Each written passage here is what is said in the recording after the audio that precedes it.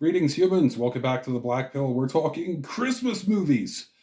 I'm going to rank 7 Christmas movies for you because you are so dependent on my opinion. You're going to end this video thinking I hate Christmas, and that is not necessarily the case. I'm certainly suspicious of commercialization and forced speech, the whole happy holidays, Merry Christmas thing, and like Donald Trump saying everyone's going to say Merry Christmas again. Well, that would be very, very troubling if the government told you how to express your sentiments for the holidays. Suspicious of all of that. I don't necessarily hate Christmas itself. So, this is a list of Christmas films that subvert the traditional narratives about Christmas. And again, you could read that one particular way. Or you could see that a subversion of those narratives and tropes. We're taking stuff from the unconscious and moving it into the conscious. That is, by subverting the things, it makes you aware of the things that perhaps we'd just uncritically accepted or swallowed whole in the past. So there's a power bar here, and I have 5 dimensions on my power bars.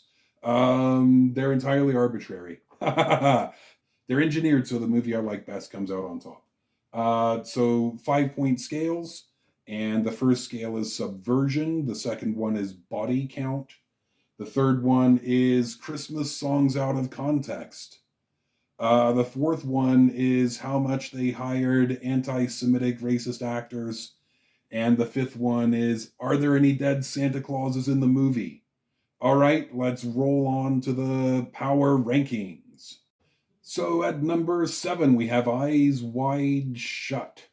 It is explicitly a Christmas movie. Gifts are exchanged. And Christmas has very little to do with the actual narrative. Really, it is Tom Cruise and especially Nicole Kidman being naked and smoking marijuana and a kinky sort of sex club where things aren't necessarily as consensual as they appear on the outside. Um, I haven't seen all of it. It's not a great movie. That's why I haven't seen all of it. I've seen about half of it in fits and starts, and it wasn't good enough for me to watch all the way through. Eyes Wide Shut is on the list really for no other reason than its ability to ruin the holidays. So if your Aunt Mabel and Uncle Henry are coming over for the season, and you're in charge of selecting the Christmas movies and you select Eyes Wide Shut, it's technically a Christmas movie. They're never coming to your house again. And that might be a positive for you. I'm all for it. On the power rankings, other reviewers have certainly rated Eyes Wide Shut as quite high in subversion. There's very little more subversive than mommy and daddy naked smoking pot in the bedroom, while kinky shit goes on at a kinky sex club somewhere else. That's just about almost as subversive as it gets. So that's a 5 on subversion. I don't remember anyone dying. Maybe one person dies quietly, but it's more or less of a 0 on the body count. If there are Christmas songs out of context, again, I don't remember any of them. There are no dead Santa Clauses, so that stuff is all zeros. For not hiring anti-Semite racist actors, ooh, Tom Cruise is a problem. I don't know of any statements he's made that cast him firmly in the racist or anti-Semite camp, but he's still kind of controversy, and I'm not sure it's okay to like his movies again yet. So I'm giving them a 3 on this. They could have been cleaner. So Eyes Wide Shut comes in at a 9 out of 25 possible points in position number 7. At number 6 is Home Alone. Macaulay Culkin is a kid left home for the holidays. It's a big family, a bunch of people are over, they're all getting on a plane for somewhere. It's so busy and everyone's so focused on themselves that they don't notice they've left one of their kids behind. So he stays at the house and he thinks they've all disappeared. He doesn't think to sort of call the police or somebody and try and get some help and track them down. And that's, yeah, that's pretty subversive. That's pretty subversive. Christmas movies tend to be about functional families or families who come around, and this one absolutely is not. This one is about at its core a dysfunctional family where a kid is left to fend for himself. I'm not much of a fan of movies that have morals in them or inspire warm feelings or that star children. And I left this film in like, what was it, 1985 or something, kind of feeling good about the world. And I hated that. I hated that about Home Alone. But it is subversive, does kind of smash the Christmas buzz. So that's a 3 on the subversion scale. In terms of body count, there should be one. No one actually dies in this movie, but those wet bandits should be dead many times over. The violence level is very, very high in this movie. So that's a 2 for body count. I don't remember any Christmas songs. 0 on that. There are no dead Santas, and I don't recall anybody turning out to be a huge racist or anti Semite or anything like that. Any big problematic people in the movie, I don't remember any of them entering consciousness in that way. So Home Alone comes in at number 6 with 10 out of 25 possible points. At number 5 is Trading Places, Eddie Murphy and Dan Aykroyd, comedy genius. Those guys should have been in more movies together. Absolutely outstanding. This film is fairly subversive. It messes with race quite a bit, actually, without ever really explicitly mentioning it. And it messes with class and it messes with sex as well. And it messes with capitalism. I'm always in favor of a movie that'll mess with capitalism. There is a bad guy who gets knocked out, stuffed in a gorilla costume, and left to the affections of a horny gorilla. So that's on the positive side. That's all good. For subversion, solidly 4. No body count, or at least no body count that I remember. Problematic people, the actors turning out to be weird anti Semites or something. Don't have any of that. Again, that I'm aware of. No dead Santas, but Dan Aykroyd is a dirty, drunken Santa with a filthy beard. That earns 3 points. So total score here of 12 out of a possible 25. Trading Places in at number 5 on the list. Number 4, The Lion, the Witch, and the Wardrobe. It does not claim to be a Christmas movie, not in the slightest, and is therefore deeply, deeply subversive. Most of the film takes place in a fantasy world that the characters stumble into through the back of a closet. And it's a fantasy world of like CGI furries, but Father Christmas shows up halfway through, and Father Christmas is packing heat. The children at this point in the story have forgotten all about Christmas. They have no idea that it's Christmas Day. And Santa just shows up to remind them, and he has bows and swords and knives for everybody so that they can murder those furries. That's subversive AF, as the kids said 5 years ago. 5 out of 5. In terms of body count, there definitely is some. There definitely is some murder, but no actual human characters die in the movie that I recall. Only like CGI furries die in the movie. So that is a 3. A 3. And no Christmas songs at all. And nobody turned out to be super problematic that I'm aware of, and absolutely 0 dead Santas. So that is The Lion, the Witch, and the Wardrobe coming in at number 4 with 13 out of 25 possible points. Number 3 is Die Hard. You've all been expecting it. That's one of the reasons it didn't rank higher. So you've all been expecting it. It's been a meme, and arguably without the Die Hard as a Christmas movie meme, we wouldn't be making this list in the first place. It's so basic. Uh, People know Die Hard is a Christmas movie because of the meme, and that's kind of a floor level, just grassroots marketing campaign that happened. It is subversive as hell. There's this greasy office Christmas party and the husband who doesn't want to be there, and that's like real life, right? We're thinking about getting divorced or back together in Die Hard 1. There's been so many Die Hard, I don't remember.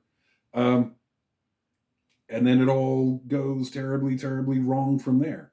Uh, yeah, very subversive.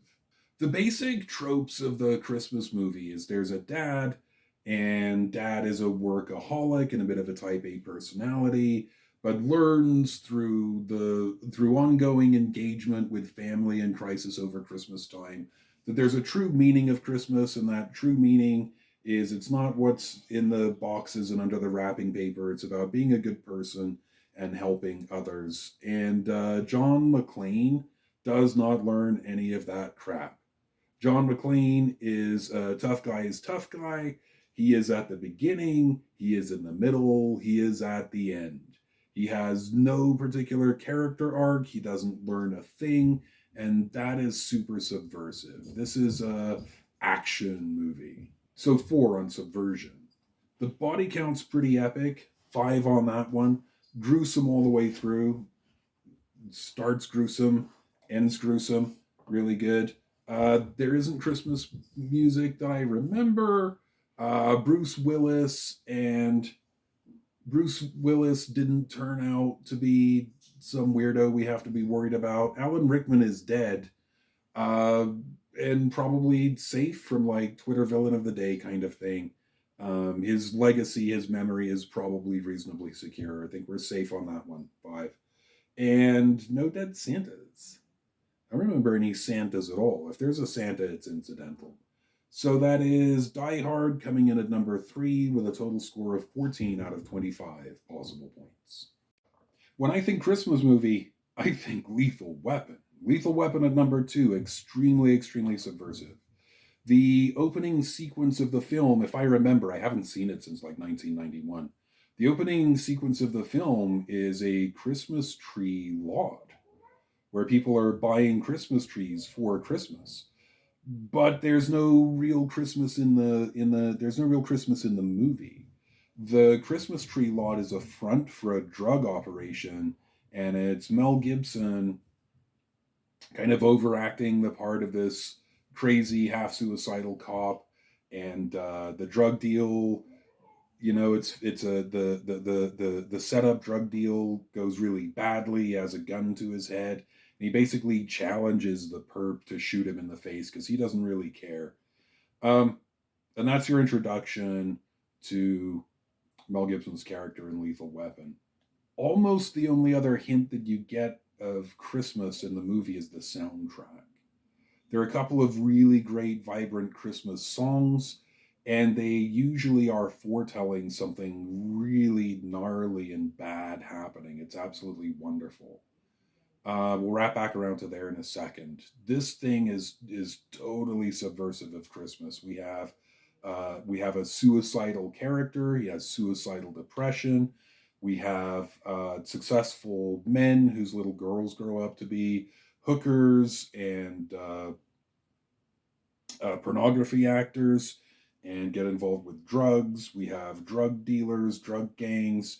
We have soldiers who are supposed to be the best of us who go bad and are drug gangs now.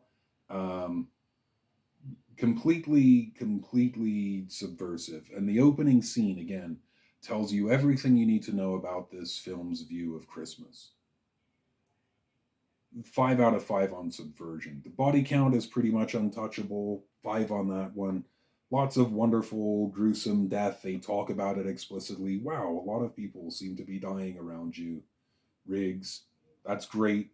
The use of Christmas music to undermine the narrative. Jingle Bell Rock plays, and then somebody dies in a horrible, nasty way. It fades into this kind of sad, mournful jazz music instead. The scene where Mel Gibson is eating his gun and he's trying to decide whether to pull the trigger and he's almost on it and he doesn't do it.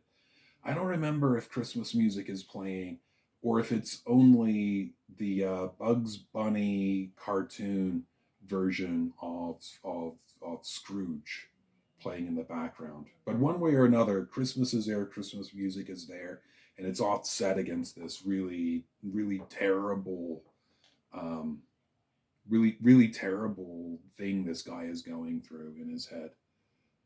Five on that. Few movies have been so destructive and intentionally ironic about Christmas. It's terrific. Unfortunately, Mel Gibson turns out to be a bad actor. And by that, I don't mean bad at acting. If he stays in his lane, he's okay. I mean, really weird, conservative, Christian, biblical literalist, Jew hating racist. And so 0 stars on that point. We might have been the greatest Christmas movie of all time, except for the distraction of Mel Gibson. And no dead Santas. So that's a total score of 15 out of a possible 25 for the impressive Lethal Weapon. In the number one position in the catbird seat, we have Gremlins. Gremlins is the ultimate anti Christmas horror comedy. Has lovely overtones of anti capitalism and maybe a little bit of even anti fascism. Dad, Randall. Randall is a failing inventor, a failing business person. And like in a decent society, we wouldn't let him keep failing as an inventor. We'd find him something more productive to do. Um, but he has to support his family somehow, and there isn't any productive work for him to do. And so he fiddles around and tries to make things to break into the market because that's the only way to do well in America in 1984. It's Christmas Eve or even Christmas Day, and his family doesn't know whether to expect him home, for the holiday. He's unreliable. This is a painting we're getting of him. Is he's unreliable. Maybe you see my dog in the background helping. That's Red. Hey, Red, how's it going? How you doing, big guy? All right. And he ends up in this curio shop in Chinatown talking to an old fellow, trying to sell him some gizmo or something that doesn't work if memory serves. And I haven't seen this one since like 1989. The old fellow has what seems to be a little animal in a box next to him, and it's absolutely fascinating. It seems intelligent and it's cute as heck, and Randall falls in love with it, but mostly what he wants to do is give it to his son for Christmas and then kind of steal it back and breed them and make $1 million. So here's this other sort of anti capitalist overtone where if it weren't for the need to get rich because there's nothing productive really to do in society, if it weren't for the need to get rich, then the whole tragedy that kills all these people ultimately wouldn't happen. Um, so there's that. But the animal is not for sale. It's called a mogwai, and it's cute, but it's also sentient and very dangerous. So the old fellow doesn't want to sell it. Unfortunately, his business is on hard times, and either his son or his grandson, I don't remember, is it even explicit in the film, sort of approaches Randall as he's leaving and goes, "Look, man, we're not doing well here. We need the money. The old man is crazy. I'll sell it to you." And so Randall buys it for an undisclosed sum of money, takes it home, gives it to his kid for Christmas. Wonderful Christmas. Everything is fine.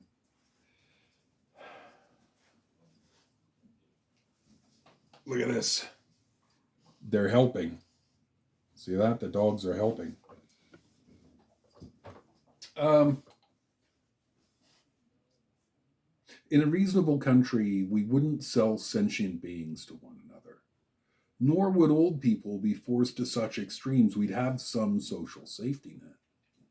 But the film is set in 1984, and the fallout of Reaganomics is starting to hit ordinary people. It's not hitting the rich people, it's not hitting the business class, but ordinary people are seeing their wages start to stagnate, they're seeing prices go up and their buying power go down. The Reagan years just weren't good for ordinary people. The social contract is under attack and it's starting to fall apart. Okay, so the Mogwai comes home. Randall names it Gizmo. He gives it to Billy, his son, as a Christmas present. Billy doesn't do well with the instructions, and the instructions honestly are a little bit weird. Don't get it wet. But no one says why not to get it wet. It's just a rule. Don't get it wet. What happens? Is it allergic to water? Does it smell bad? Does it. Right? And so it accidentally gets wet, and every drop of water that's landed on it blisters. Out pops a baby mogwai. Well, that could be fantastic if we wanted to sell them, but it doesn't stop there. The other rule is never ever feed them after midnight. And the third rule being don't expose them to sunlight. That turns to be important by the end of the film. But for our purposes, don't feed them after midnight, which is a hell of a weird rule, isn't it? I remember being like 12 or something years old thinking, how long is after midnight? Isn't it always after midnight?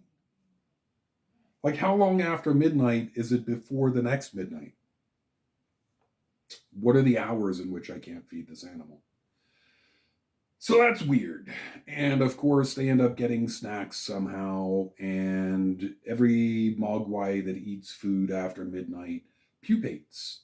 It goes through a metamorphosis and it turns into a gremlin, a horrible reptiloid monster that's just a pure engine of destruction, like my dogs. This movie is completely subversive. Christmas is everywhere. It's in the stores, it's in homes. People are putting up lights outside their houses and whatnot. And the gremlins destroy Christmas wherever they find it, as well as consuming human life wherever they find that. They're pure destruction. They're not out to wreck Christmas, but Christmas is well and truly and thoroughly wrecked by the end of the film. With blood, violence, and fire. Randall is a complete failure, and he almost misses Christmas. It would have been completely expected for him not to show up for Christmas because he's off somewhere hustling somebody with one of his bad inventions. Randall doesn't learn anything in this movie. Half the characters are depressed. Some of them actively hate Christmas. And there's an old lady who just hates Billy's dog to death. She wants Billy's dog taken to the Humane Society and euthanized. Ooh, if that's not subversive, I don't know what is. 5 out of 5. 5 out of 5 for subversion. If memory serves, Billy works at a bank. And his job's none too secure at the bank. And this may or may not be some callback to like It's a Wonderful Life or something. But completely subversive. 5 out of 5. Body count's pretty good. Lots of people die in gruesome, nasty, and creative ways. And ultimately, like 100 gremlins catch fire or something by the end of the thing. 4 out of 5 on body count. Christmas songs are used to good effect. I don't think I remember any Christmas music actually playing behind a scene of destruction. It could be, but they're used to good effect just to like remind you that it's Christmas and Christmas is supposed to be one way so that they can come in and totally destroy Christmas from this angle. Absolutely wonderful. And there's a dead Santa. It's not a picture of a dead Santa. There's a story about a dead Santa. It's Kate, if memory serves. Um, Billy's girlfriend, Kate, hates Christmas and says so a number of times through the film. And then finally, someone like braces her and they're like, "Why do you hate Christmas so much?" And here's the story as I remember it 35 years later. Uh, Dad, uh, the family story is that Dad abandoned the family on Christmas Eve. And that's what she believed for years and years. But later, what she found out was Dad tried to come down the chimney dressed as Santa on Christmas Eve, but he got stuck. Nobody noticed. He must have died of smoke inhalation because nobody noticed him in there. Um, and that's it. He plugged up the chimney. And it wasn't until much later that the family found his body bricked up in the chimney. Ah, woo! Way to destroy Christmas, man. Okay. So it's only a story of a dead Santa, but it's a good one, and it adds so much to the subversive narrative. Can't ignore it. 3 out of 5 on that. And nobody that I know of turned out to be racist, conservative, Christian, anti Semite. Just the one movie has that in it. And so we have Gremlins in at number one with an impressive score of 21 out of 25 possible points. All right, Jingleberries, go have yourselves a happy Christmas.